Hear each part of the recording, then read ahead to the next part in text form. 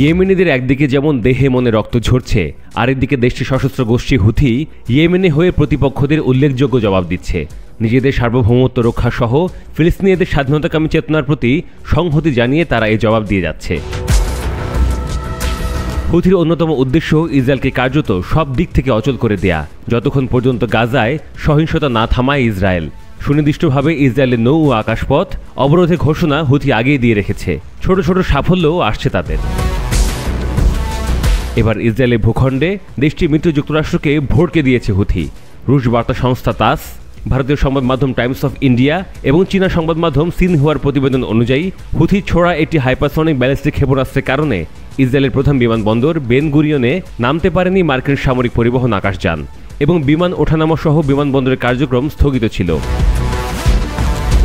Houthi নিয়ন্ত্রিত TV channel আল মাসিরাতে গোষ্ঠীটির মুখপাত্র brigadier general Yahya সারি বলেন যে ফিলিস্তিন 2 ক্যাটাগরি ক্ষেপণাস্ত্র দিয়ে তাদের করা হামলা সফল হয়েছে।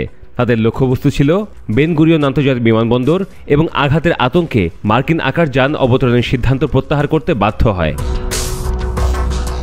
ইয়েমেন থেকে ক্ষেপণাস্ত্র ছোড়া হবে আর ইসরায়েলে এর জন্য সাইরেন বাজবে না, তা হতেই পারে না। এবারও তাই হয়েছে। সাইরেনে বিরক্তিকর শব্দে আশ্রয়কেন্দ্রে ছুটতে বাধ্য হন ইসরায়েলবাসী।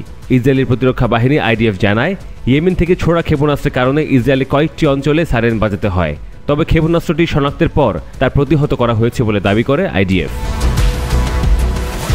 ইসরায়েলি জরুরি সেবাদানকারী প্রতিষ্ঠান ম্যাগেন ডেভিড অ্যাডম জানিয়েছে ইয়েমেন থেকে ছুটে আসা ক্ষেপণাস্ত্রে কোনো হতাহতের ঘটনা ঘটেনি। আলোচিত এই ঘটনা মঙ্গলবারের। এর একদিন আগে সোমবারও বেন গুরিয়ন বিমানবন্দর লক্ষ্য করে একটি ব্যালিস্টিক ক্ষেপণাস্ত্র ছোড়ে হুথি। এর জন্য ইসরায়েল অধিকৃত অঞ্চলগুলিতে সাইরেন বাজানো হয়।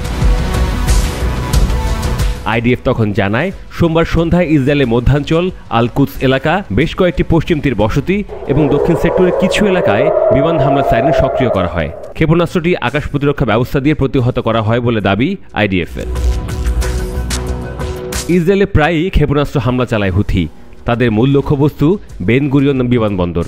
হুথির অবস্থান হচ্ছে বেন গুরিয়ন বিমানবন্দর অচল করা, যেন ইসরায়েলের আকাশে কোনো আকাশযান উঠতে না পারে, অর্থাৎ ইসরায়েল যেন অন্যান্য দেশ থেকে বিচ্ছিন্ন হয়ে পড়ে।